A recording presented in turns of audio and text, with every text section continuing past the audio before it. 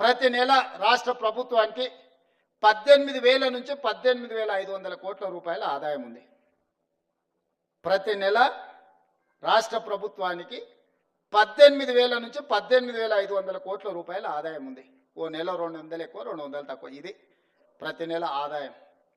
6,500 కోట్ల రూపాయలు ప్రభుత్వ ఉద్యోగస్తుల జీతభత్యాలు, పెన్షన్లు, అవుట్సోర్సింగ్, కాంట్రాక్ట్ ఏదన్నా అనుకోండి, మీకు ప్రతి నెల జీతభత్యాలు ఇవ్వడానికి 6,500 కోట్లు పోతున్నాయి.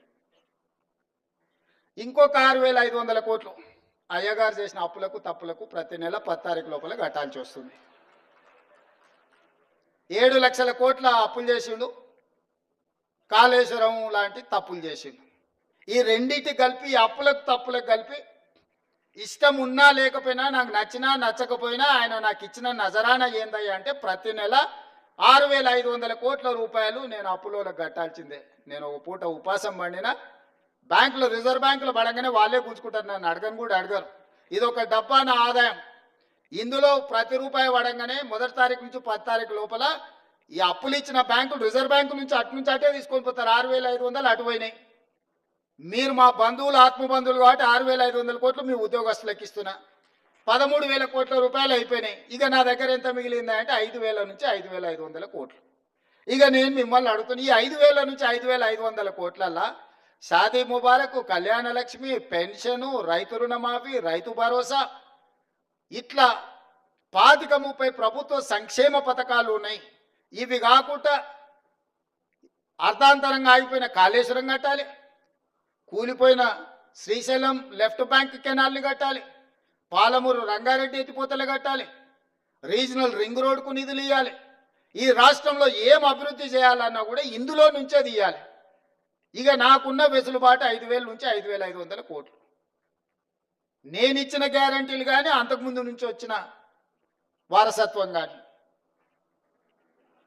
ఇవన్నీ కలిపితే నాకు ఇంకొక 18,000 కోట్లు కావాలి. వాస్తవంగా ఆయన కాంట్రాక్టర్లకు అగ్రిమెంట్లు చేసిండు, ఆయన కమిషన్లు తీసుకొని ఆయన వెళ్ళిపోయిండు. ఇవాళ వాళ్ళ పేమెంట్లు నేను వచ్చి కూర్చున్నప్పటికీ 42,000 పేమెంట్లు బకాయిలు పెట్టిపోయింది ఈ కాంట్రాక్టర్లకి. ఇక విద్యుత్ శాఖ ఇవాటి మళ్ళీ పక్కన పెట్టాలి. అట్లా నేను మినిమం వెల్ఫేర్ ఉన్న వాటిని ఒక మాదిరిగా నడపాలంటే నాకు 22,000 కోట్లు కావాలి. 22,000 కోట్లు నాకు వస్తే ఇప్పుడున్న కమిట్మెంట్స్ ఏదైతే వెల్ఫేర్లో ఇప్పుడు నేను చెప్పిన రైతు భరోసా కావచ్చు, లేకపోతే ఆర్టీసీ బస్సు కావచ్చు, లేకపోతే ఉచిత కరెంటు కావచ్చు, ఇంటికి సిలిండర్ కావచ్చు, రాజీవ్ ఆరోగ్యశ్రీ, ఇట్లా ఇవన్నీ కలిపితే 22,000 కావాలి. 22,000 అంటే 13,000 ఇవి తీసేస్తే 9,000 కోట్లు ఉంటే నేను ఇవన్నీ సమన్వయం చేయగలుగుతా 15 తారీఖు లోపల. ఇంకొక 8,000 కోట్లు ఉంటే ఈయన కాంట్రాక్టర్లకు పెట్టిపోయిన అప్పులకు బిల్లులు కట్టాలి.